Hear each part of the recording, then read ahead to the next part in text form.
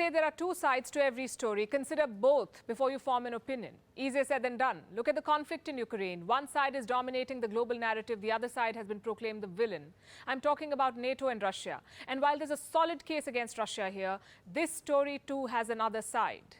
And as the tellers of the story, we must dwell on and reflect it.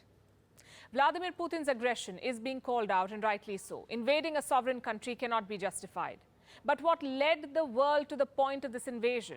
Leaders in Moscow say they are the aggrieved party. They are the victims of NATO's eastward march, and they're only acting in self-defense.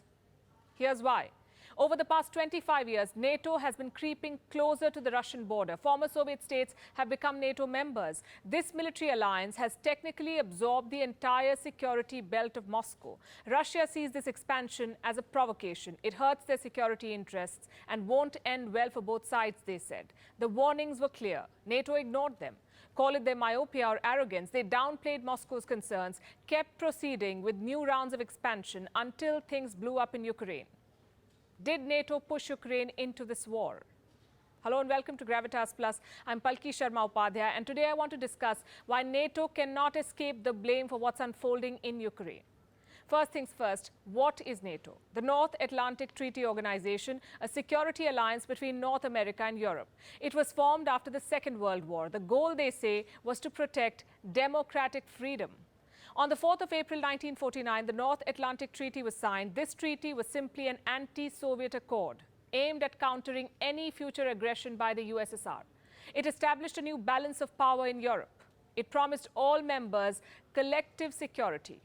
That's a core principle laid out in Article 5 of the NATO Treaty. It obliges member states to protect each other in case of a war. It says an armed attack against one ally will be an attack on all allies. Meaning, if one NATO nation is attacked, all NATO nations will retaliate. This allowed NATO members to pool and share their military resources. They built efficient defense capabilities, but there was more to NATO than just defense. It was an alliance of liberal countries, an engine of democratization that was supposed to promote common values and interests, also push back against the rise of communism. Naturally, Moscow saw this alliance as a threat to its interests. In response, it created the Warsaw Pact in the year 1955. It was a counterweight to NATO, the Warsaw Pact. These were the members. Their goal was the same. If one Warsaw Pact member is attacked, all others will defend it. In Russian historical memory, there were 5 reasons why such a pact was justified, 5 major invasions when the West threatened Russian interests. This includes the Polish occupation of the Kremlin in early 17th century, the